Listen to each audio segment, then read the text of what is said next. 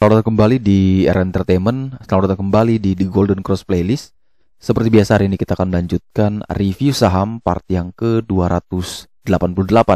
Namun sebelumnya bagi teman-teman yang mungkin belum subscribe channel YouTube ini, sekali lagi jangan lupa tekan tombol subscribe, nyalakan lonceng notifikasinya agar teman-teman tidak pernah ketinggalan informasi-informasi terbaru dari channel ini. Di part yang ke-288 hari ini kita akan mereview kurang lebih ada 6 saham, di mana ada saham Cevin, Temas, SCMA, MTK, PNLF, dan saham DKFT yang telah teman-teman request untuk diulas. Sebelum kita memulai untuk masuk ke Cevin, saya coba mau menginformasikan karena tadi saya dapat breaking news juga bahwa pemerintah kembali mengumumkan sebuah kebijakan untuk menghadapi yang namanya peningkatan kasus COVID-19 ya. Jadi pemerintah memperlakukan PSBB jilid 2 ya, yang mana sudah mulai dan akan diterapkan nanti di tanggal 3 Juli sampai dengan 20 Juli. Itu kalau tidak salah ya. Teman-teman nanti bisa cek lagi beritanya untuk memastikan informasi tersebut ya. Jadi ini kalau yang saya baca di tanggal 30 Juni PPKM darurat berlaku 3 sampai dengan 20 Juli. Work from home 100% di Jawa dan Bali ya, teman-teman. Sektor yang non esensial memang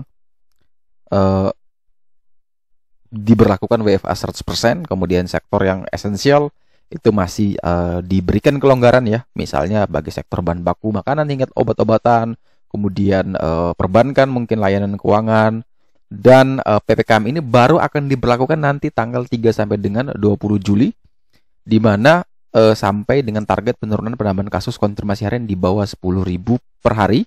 Untuk cakupan areanya yakni 45 kabupaten kota dengan nilai asesmen 4 zona merah, dan 76 kabupaten kota dengan nilai asesmen 3 zona orange di Pulau Jawa dan Bali ya. Sementara untuk sektor esensial diberlakukan 50% maksimum staff work from office dengan protokol kesehatan, dan untuk sektor kritikal diperbolehkan 100% maksimum staff work from office juga dengan protokol kesehatan ya. Dan momen seperti ini menurut saya jauh lebih baik. Pertama, pelaksanaan dari PSBB ini itu di tanggal 3 Juli. Artinya pemerintah itu benar-benar memprepare dengan begitu baiknya. Mereka mengumumkan itu tidak dadakan. Jadi market tidak panik seperti waktu gubernur mengumumkan akan ditarik rem darurat pada malam hari, besok langsung hancur terus. Ya. Dan yang kedua, waktu COVID pertama kali muncul dan dengan mulai awal-awal di bulan Maret, itu kita masih belum adanya batas auto reject bawah seperti saat ini yang 7%, masih normal. Tetapi karena waktu itu kasusnya seperti itu harga saham itu turunnya luar biasa. ARB semua itu saya lihat persis 20%, 20%, 25%, 20%, 25%, 35%. Itu saham-saham kelas atas semua itu bisa ARB 20%. Dan itu yang membuat indeks kita langsung hancur berantakan. Tapi setelah mulai diberlakukan minus 7%, saya yakin bahwa ARB 7% pun tidak akan membuat indeks itu turunnya sangat signifikan seperti di bulan Maret tahun lalu. Dan yang berikutnya adalah, teman-teman, sekali lagi, jangan panik. Ya, sekali lagi, jangan panik. Kita sudah mengalami momentum seperti itu.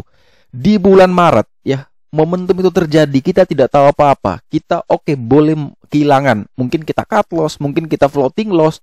Tapi bisa jadi pada time frame tertentu di bulan Desember, di bulan November, di bulan Januari 2021, kita bisa menghasilkan sesuatu yang jauh lebih besar dari penurunan tersebut.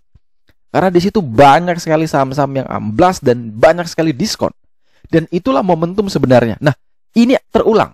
Istilahnya momentum ini akan terulang yang kedua kalinya. PSBB diperketat sekali seperti yang waktu itu, tetapi yang menjadi menariknya adalah seperti saya katakan tadi, ini pengumumannya tidak dadakan ya, sehingga kita harus lebih punya kemampuan untuk bisa lebih mengontrol ya emosi kita. Jangan sampai kita panik besok Jangan semua jam 9 pagi langsung open sell semua. Ya tetap harus harus dipikirkan secara rasional ya. Apakah alasan kita beli dulu ya? Kalau reason to buy technical jelas, tunggu teknikalnya itu rusak atau patah tren ya sudah baru kita lepas. Jangan kita buru-buru lepas, akhirnya apa? Membuat semuanya jatuh. Karena saya percaya bahwa di market itu psikologi nomor satu. Yang berperan tuh penting tuh psikologi. Psikologi lah yang mencerminkan, oke, nanti muncul di candlenya sekian. Psikologi membentuk, oke, nanti di bandarmologi sekian. Psikologi yang membentuk, oke, nanti harga sahamnya akan jadi seperti apa. Tapi kalau semua orang punya pemikiran yang sama bahwa, oke, besok karena mau adanya PSBB, PPKM ketat, maka kita jual. Nah, kalau semua seperti itu ya amblas, bener. Teknikal sebagus apapun tidak akan pernah berfungsi ketika kita semua panik. Ya, jadi jangan panik, tetap calm down. Kita percaya bahwa setiap momentum penurunan itu adalah setiap momentum atau setiap kesempatan yang berharga buat kita. Karena apa? Momen ini terulang kembali. Bayangkan teman-teman ingat di bulan Maret misalkan teman-teman ketika amblas teman-teman masuk, kemudian di Desember teman-teman nikmati semua dan sekarang dia kembali lagi. Artinya apa? Dikasih kesempatan yang kedua. Kenapa justru panik ya? Jadi orang yang bisa berhasil bertahan adalah mereka yang benar-benar bisa melawan atau bisa mengambil resiko penurunan tersebut. Karena resiko penurunan tersebut diambil bukan karena perusahaannya jelek, bukan karena marketnya yang begitu tidak bagus, tetapi karena apa? Karena ada orang yang panik, akhirnya mentransfer kepanikan tersebut ke orang yang lebih sabar. Kerugian orang yang panik tersebut akan ditransfer kepada orang yang lebih sabar. Jadi tidak perlu panik. Kalau mau jual pun ya diamankan cash 50%, sisanya boleh di hold. Kalau mau lepas semua juga tidak masalah, asalkan teman-teman lepasnya juga tidak lossnya dalam. Jadi jangan sampai teman-teman itu mengambil keputusan hanya karena isu, hanya karena emosional mengikuti informasi atau berita yang ada. Jadi tetap kita berada pada jalur di mana kita optimis dengan reason to buy kita. Dan saya percaya bahwa indeks kita ini mungkin kalau dikatakan ujian kedua ya tidak apa-apa. Yang penting kita sudah tahu bahwa kita sudah lihat bahwa indeks sempat di 3.900-an, bisa kembali ke 6.500 hanya dalam waktu tidak sampai setahun. Dan saya yakin pun penurunan kali ini tidak akan sedalam seperti di bulan Maret tahun lalu ya. Kalau bisa dalam seperti di tahun lalu, jelas itu momentum yang berharga dan bagi saya itu juga sangat menarik sekali. Karena apa? Di tahun lalu kita tidak dapat kesempatan karena kita semua kaget. Saya baru pertama kali mengikuti atau berada dalam fase di mana kita benar-benar ISG itu crash. Itu pertama kali saya lewati. Tapi kalau dia coba yang kedua kali ya itu momentum buat saya. Dia kasih kesempatan buat saya untuk masuk. Karena kemarin saya ketinggalan, hari ini saya masuk. Nah itu contoh seperti itu bahwa saya sendiri pun tidak panik. Justru melihat itu sebagai sebuah kesempatan. Peluang itu hanya datang dari sebuah ketidakpastian yang benar-benar membuat orang lain tuh banyak yang tidak berani untuk masuk. Nah siapa yang berani masuk itulah biasanya dia yang jadi pemenang. Dan itu saya selalu percaya bahwa ketika terjadi kepanikan, ketika terjadi sebuah psikologi yang benar-benar sangat emosional, nah itu biasanya ada peluang-peluang yang bisa kita tangkap. Dan itu yang bisa mengantar teman-teman mencapai ke level di mana yang teman-teman inginkan selama ini. Jadi momentum itu tidak akan pernah datang dalam waktu yang singkat. Dia hanya akan datang dalam waktu-waktu tertentu, momentum-momentum tertentu. Tetapi dengan momentum-momentum tertentu itulah teman-teman bisa membalikan semuanya yang mungkin selama ini teman-teman merasa bahwa trading tidak bisa berhasil, teman-teman merasa bahwa investasi tidak pernah berhasil. Tapi nanti di momen itulah teman-teman mendapatkan harga-harga saham yang diobral habis-habisan. Jadi manfaatkan momentum tersebut, tetap prepare cash. Cash is king. Kita bisa pakai untuk membeli atau menambah muatan lagi emiten-emiten yang kita inginkan. Oke, kita langsung saja ya. Saham pertama, Cevin, di mana saham ini ditutup stagnan di harga 284. Level PBL-nya di 272. Level resisten di 308. Indikator risk di sini menunjukkan medium risk. Di mana kalau misalkan teman-teman yang ingin membeli, pastikan dulu pertama dia harus kuat dan bertahan di 272. Kalau misalkan dia mau masuk ya, teman-teman mau beli ya 272 sampai dengan 276. Cut loss kurang lebih di 268, 266. Target kenaikan adalah menuju ke 308 sampai dengan 324. Tapi kalau misalkan dia opening langsung dibanting di bawah 272 ya mending kita wait and see terlebih dahulu. Selanjutnya kita punya saham Temas, di mana saham ini ditutup naik 3,5% di harga 236. Kalau misalkan teman-teman perhatikan bahwa saham ini mengalami penurunan yang sangat tajam sekali, ekstrim penurunan ya. Bayangkan dia dari harga 474 langsung dibanting sisa di 236 ya. Ini penurunan yang sangat dalam, di mana dia mulai ada tanda-tanda kenaikan. Tetapi pertanyaannya adalah, apakah ini aman untuk masuk atau tidak? Jawaban saya jelas masih belum, karena dia masih belum melewati level PBL di 294. Jadi kalau misalkan teman-teman yang ingin membeli, maka kalau saran saya adalah lebih baik menunggu dia minimal naik di atas 252, ya, breakout di 252 dulu. Ini adalah gold line, breakout gold line target ke 294,474. Tapi kalau dia tidak mampu breakout 252, ya mending wait and see terlebih dahulu untuk saham Temas. Selanjutnya kita punya saham SMA, di mana saham ini ditutup naik 6,47% di harga 1.810. Setelah dia menguji di sini, menguji PBH di 1675 sebagai support terkuat saat ini. Setelah itu dia kembali mantul dan akhirnya menuju ke 1.810, bahkan melewati 40 hari harga tertinggi di 1.805, dan ini merupakan kenaikan yang menurut saya sudah paling puncak selama 40 hari belakang. Target kenaikan selanjutnya kita pakai menuju ke TP3 di 1928. Dan kalau teman-teman yang baru mau membeli, jelas ini saya tidak rekomendasikan ya, karena harga sahamnya memang kalau dilihat memang baru breakout lagi di new resistance. Di resistance terakhir dia breakout dari new support ya, yaitu di 1805. Tapi menurut saya ini masih punya kedalaman yang sangat lebar, sehingga kalau saya pribadi jelas tidak akan ambil ya, karena ini potensi penurunannya bagus. Tapi kalau seorang teknikal ini uptrend bagus sekali, teman-teman bisa pertimbangkan untuk masuk. Tapi kalau saya dengan chartnya The Golden Cross ini, maka jelas saya tidak mungkin menginformasikan atau merekomendasikan teman-teman untuk entry. Lebih baik kita tunggu lagi, antara dia menguji 1675 kita ambil di situ, atau kita tunggu lagi di 1415. Selanjutnya sekali lagi teman-teman, saya mau ingatkan live webinar 2-in-1 Bandarmologi 101 plus belajar valuasi saham bersama saya dan teman-teman. Itu hari ini merupakan tanggal terakhir kita open registrasi.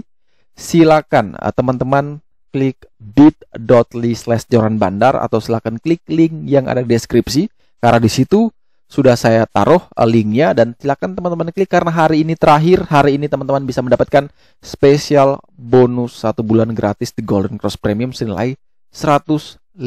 Jadi manfaatkan momentum tersebut teman-teman, jangan sampai teman-teman menyesal, karena bonus ini tidak akan pernah ada lagi ke depannya, dan teman-teman tidak akan pernah mendapatkan webinar satu package seperti ini. Pasti akan sendiri-sendiri, bandarmologi sendiri, valuasi saham sendiri, dan semuanya pasti tidak akan dibaringin dengan bonus-bonus ya. Ini mumpung Jualan Investama masih bekerja sama dengan TGC, masih diberi kemudahan untuk mendapatkan akses ya, teman-teman bisa manfaatkan momentum tersebut. Hari ini hari terakhir 23.59 waktu Indonesia Barat akan saya close linknya, dan besok link Zoom sudah akan saya kirimkan ke semua peserta yang telah terdaftar. Dan khususnya buat yang sudah mendaftar dan mungkin belum mengisi formulirnya, tolong segera diisi formulir agar bisa terdata dan kita bisa invite ke dalam grup, dan nanti teman-teman bisa mendapatkan link Zoom juga. Dan juga buat teman-teman yang sudah terdaftar, saya sangat mengucapkan terima kasih karena teman-teman begitu luar biasa berpartisipasi bersama kami, turut membantu kami juga, dan semoga apa yang nanti akan kami bawakan juga bisa bermanfaat buat teman-teman. Selanjutnya kita punya saham MTK, di mana saham ini ditutup minus 0,4% di harga 2.500, di mana dia masih berusaha untuk bertahan di dekat area PBH di 2640. Saat ini dia bertahan di level psikologisnya di 2.500, dan menurut saya pribadi ini masih cukup rawan ya. Walaupun banyak yang mengatakan bahwa ini akan IPO Bukalapak nanti, apakah MTK-nya bisa berdampak? Jawaban saya jelas bisa berdampak ya, karena pertama Bukalapak itu merupakan subsidiarisnya dari MTK, anak usahanya, dan ketika anak usahanya IPO, otomatis perusahaan juga pasti akan mendapatkan sesuatu ya, baik dari image, kemudian baik dari keuntungan, baik dari mungkin pengalihan saham ketika harganya terbang, dia mengalihkan saham, dia mengalami keuntungan, valuasinya naik, ya pasti harga sahamnya juga bisa mengikuti. Tetapi kalau misalkan kita lihat teknikal seperti ini, jelas saya pribadi juga takut masuk ya. Kalau saya pribadi lihat seperti ini, saya takut masuk karena saya tetap percaya dengan the Golden Cross Chart, karena ya sudah saya ikuti hampir 3 tahun ini ya, selalu membuat saya punya satu keyakinan yang sama gitu. Walaupun ini bisa naik, tapi saya tidak mau ambil resiko karena jarak dari harga saat ini ke PBL ini punya space yang lebar, tapi kalau dia menuju ke resisten di PBH ini kecil, risk rewardnya tidak masuk ini. Jadi saya tidak mungkin ambil posisi ini. Mungkin akan mau ambil kalau dia dekat lagi di 2150 sampai 2180 mungkin. Itu baru saya masuk, tapi masih di level ini ya mending kita wait and see terlebih dahulu. Tapi Kak, apakah boleh saya masuk di harga sekarang? Ya, jawaban saya sama. Suka-suka teman-teman ya, mau ambil level manapun. Yang penting teman-teman tahu di mana teman-teman bisa cut loss, di mana teman-teman bisa membatasi resikonya ya. Jadi kalau teman-teman, ini saya juga ada kutip dari ke Alex M. Rising, bahwa the golden rules, kalau profile investmentnya atau tradingnya masuk kategori high risk, maka rule number 1 adalah never invest more than what you are willing to lose. Jadi jangan pernah kita mau invest or trading ya lebih dari yang kita ingin rugi atau yang kita bisa rela hilangkan ya. Jadi misalkan kamu tidak sanggup hilang 1 juta ya jangan belinya kebanyakan gitu ya. Jangan pasang manajemen yang amburadul, akhirnya cut loss-nya dalam, nyesel juga. Rule number 2, never invest or trading if you can bear losses. Jadi jangan pernah invest kalau kamu tidak sanggup untuk rugi. Jangan pernah. Kalau tidak siap rugi ya tidak usah, mending simpan di bank saja, buka deposito, aman. Tidak mungkin rugi. Pasti dapat bunga, hanya mungkin nanti kenaikan itu pasti akan berbarengan dengan inflasi. Jadi hasilnya atau nilai uangnya itu mungkin pada tahun tertentu juga ya akhirnya jadi tidak berkembang ya. Makanya orang tuh lari ke capital market agar bisa beat the inflation. Nah, kalau kita kembali lagi ke tabungan ya kadang itu hanya untuk mengamankan aja. Tapi kalau jelas kamu mau masuk trading, kamu mau investment, jelas ada yang namanya risk. Di situ kalau tidak sanggup untuk menerima risk ya sudah, tidak perlu kamu untuk trading di capital market, tidak perlu invest lagi di capital market. Rule number 3, never invest thinking you'll make money overnight. Jangan pernah berpikir bahwa investment itu atau trading itu bisa membuat kita tajir, buat kita kaya dalam waktu semalam. No. Kalau semua bisa kayak gitu ya sudah masuk orang terkaya di Indonesia kita semua ini. Karena semua itu butuh proses. Karena saya percaya bahwa yang berhasil itu mereka yang punya ketekunan, mereka yang punya konsisten, mereka yang punya persistence, dan mereka yang punya emosional yang bagus mengontrol ketika mereka sedang trading atau ketika mereka sedang investasi di capital market. Rule number 4, never invest if you are emotional and don't know how to hold. Jangan pernah invest atau trading kalau kita ini masih emosional dan masih FOMO, dan juga kita tidak tahu kapan harus jual, kapan kita masih harus hold, masih tahan. Dan rule number 5, never borrow money to invest ya. Jangan pernah pinjam uang untuk trading, jangan pernah pinjam uang untuk investasi, jangan pernah pakai uang dapur, uang sehari-hari untuk trading atau investasi. Dan itu kalau teman-teman ikuti the golden rules, ada 5 rules, maka saya yakin bahwa teman-teman pasti akan mungkin survive lebih lama, mungkin akan lebih nyaman, psikologinya tidak akan terganggu, dan teman-teman bisa siap dengan segala kondisi market ya. Itu penting. Jadi MTK jelas kalau mau ambil di harga berapapun ya seperti balik lagi tadi di rule number 1 ya. Kalau kamu rela hilang misalkan dia turun ke sini, ya sudah silakan. Tapi kalau tidak sanggup ya kita turunkan lagi harga beli kita, atau kita naikkan lagi SL-nya, selesai. 2 syarat itu aja. Kalau kamu mau ambil di level manapun, yang penting kamu tahu pertama seberapa besar yang bisa kita sanggup untuk hilang, ya sudah kita pasang stop loss-nya di sana. Atau kalau kita tidak mau pasang stop loss di situ karena supportnya masih jauh, ya kita belinya dekat support. As simple as that. Selanjutnya adalah saham yang menarik ya secara Di Golden Cross itu adalah PNLF. Ini juga muncul di White Diamond Alert, adalah alert dari The Golden Cross, di mana saham ini naik 1,62% di harga 188, yang mana itu artinya dia berada satu tik di atas PBL. Dan menurut saya ini bagus sekali ya. Ini kalau saya pribadi sangat suka emiten yang seperti ini, karena dia sudah berhasil breakout setelah mengalami penurunan yang cukup dalam. Hanya ini ada tapinya nih, karena saya yakin bahwa semua orang besok banyak yang panik ya. Tapi saya berharap teman-teman di sini tidak panik ya. Mau teknikal sebagus apapun, kalau besok semua orangnya panik ya pasti turun. Saya percaya itu. Jadi mau teknikal sebagus apapun, kalau besok semuanya jual ya hancur. Teknikal tidak ada gunanya, pasti turun terus sampai semua orang reda emosinya dan paniknya hilang.